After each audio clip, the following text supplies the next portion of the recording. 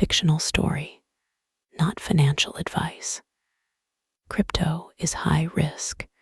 You can lose all your money.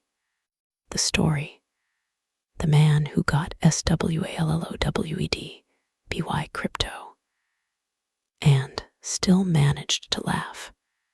Jake was 28 that year. 6'1", skinny, skin a little darker than it should have been because he always forgot sunscreen. Eyes that always looked slightly tired, like someone who had just woken up from a bad night's sleep. He worked as an administrative assistant at a logistics company. The salary was enough to live on, enough to pay rent for a small apartment, enough for the occasional night out with old friends, and still left a little to send home to help his family each month. Before 2021, Jake's life moved at a rhythm so ordinary it was almost boring. Morning to work, evening back home. Weekends spent doing laundry, cooking instant noodles, watching sports. No steady girlfriend, no car, no grand plans beyond try not to get fired and don't let the bank account hit zero. Then one Friday night, while scrolling social media at the speed of a man with nothing left to lose, Jake saw a video. A guy with gelled hair, wearing a shiny watch, sitting in a leather chair, speaking with absolute confidence.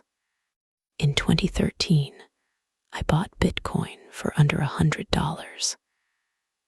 Now I'm retired. What are you still doing in an office? Jake smirked. Yeah, right, probably a scam. But he still clicked. Then clicked again. Then watched 17 more videos. By 2 a.m., Jake knew what Bitcoin was, what Ethereum was, and most importantly, he knew he had missed the boat. That is the most dangerous moment in a man's life. The moment he realizes he could have been rich if only he had known a little earlier. 3 days later, Jake opened an account on a trading platform. He deposited exactly $500, the money he had been saving for a new phone. The first time he saw the balance jump 12% overnight, Jake felt like he had just discovered a superpower. Heart racing, sweaty palms, and a very stupid grin spreading across his face. He texted his best friend Ryan, "Dude, I just made over $50 while I was sleeping. This technology is insane." Ryan replied, "Be careful. I've heard a lot of people get wiped out." Jake answered with a big laughing emoji and one sentence, "You don't get it." That is the classic line of people who are about to understand in the most painful way possible. For the first 3 months, Jake was winning. Not winning big, but enough to start believing he was smarter than the average person. He began using words like ecosystem, tokenomics, hodl, and to the moon as naturally as saying, "Have you eaten yet?" He cut his spending. No more takeout drinks. No more movies at the theater. Every time friends invited him out for drinks, he declined with the same reason. "I'm focusing on building my financial future." In reality, he was sitting in a dark apartment, eyes glued to candlestick charts, eating instant noodles while whispering, go up, for fuck's sake, go up." Some nights when the price surged, Jake couldn't sleep from excitement. Some nights when it dropped, He also couldn't sleep from fear. Gradually, sleep became a luxury. Then came the phase of, I finally get it. Jake started joining chat groups, hundreds of messages every hour. Some people calling for buys, some calling for sells, some posting profit screenshots to flex. Jake stared at those numbers with shining eyes.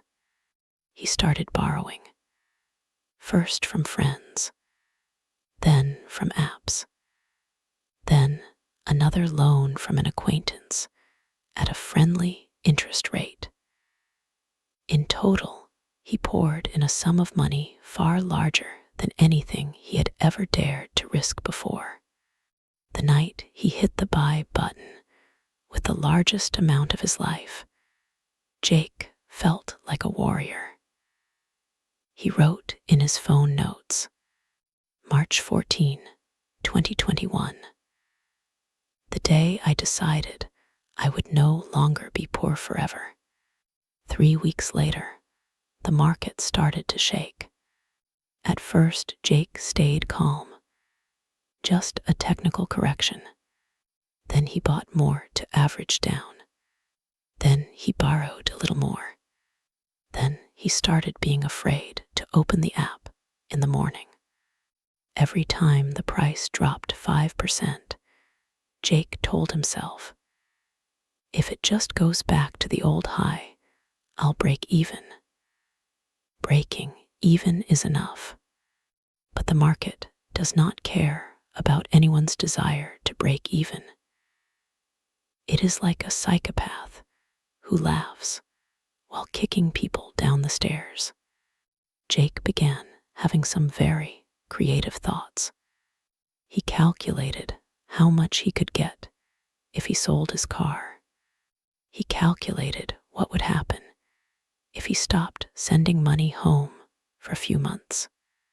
He even sat there calculating how much the laptop he used to watch charts would sell for.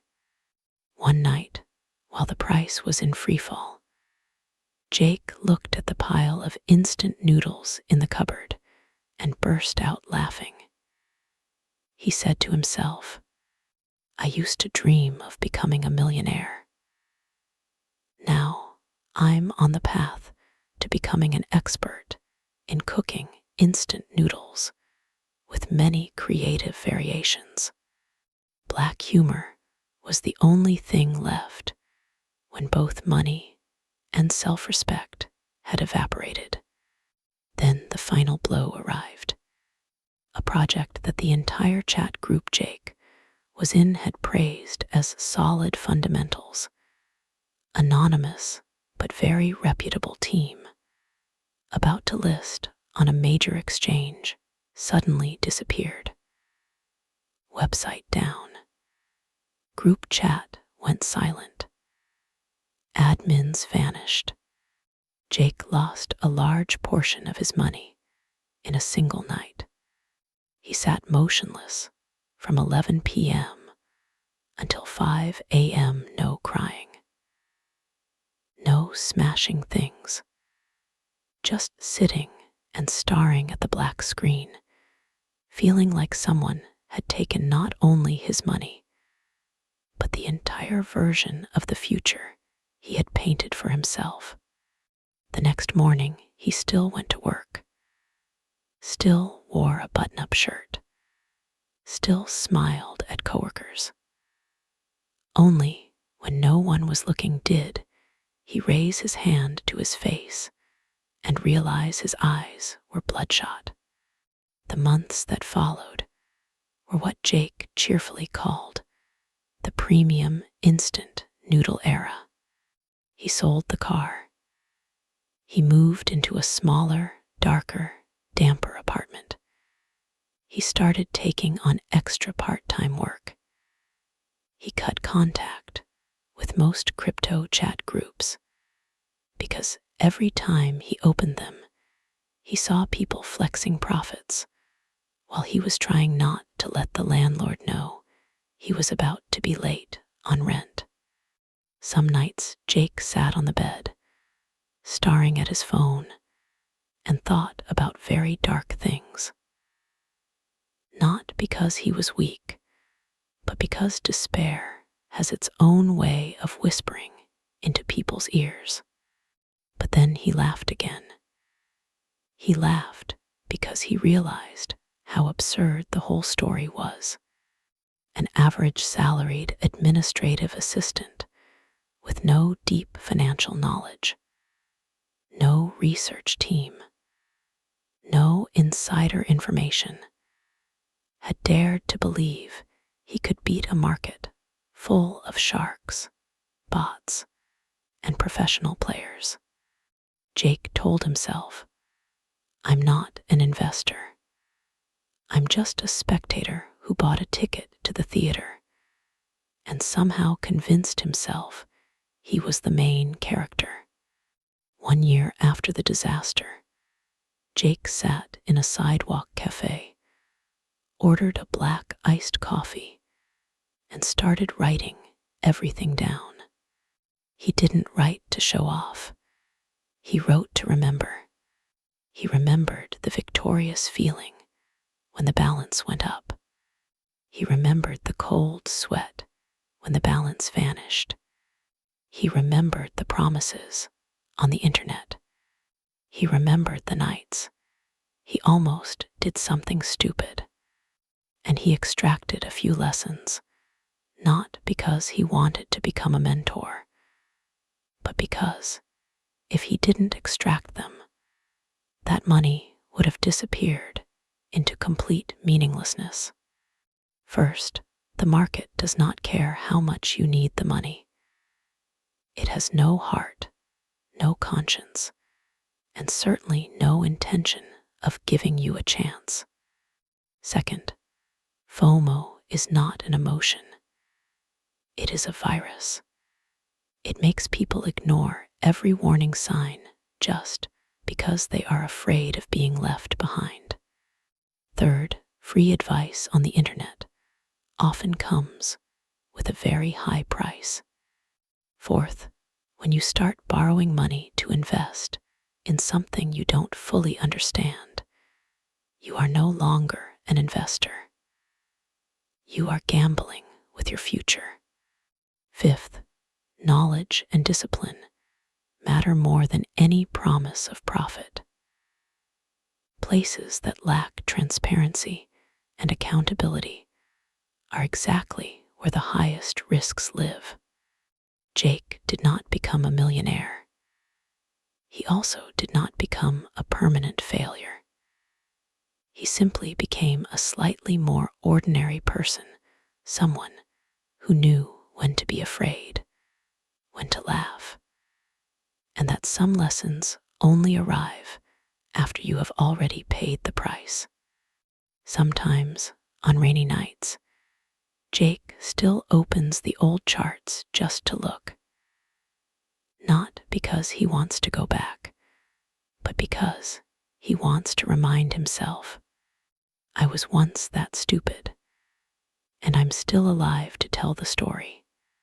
Then he turns off the phone, lies down, and sleeps. This time he actually sleeps. The story above is fictional, built from many real experiences for educational purposes and to highlight risk. The cryptocurrency market is highly volatile and can cause you to lose all your money. Do your own research, only use what you understand, and never invest with borrowed money or money you are not prepared to lose. This video is not financial advice. Every decision is your own responsibility.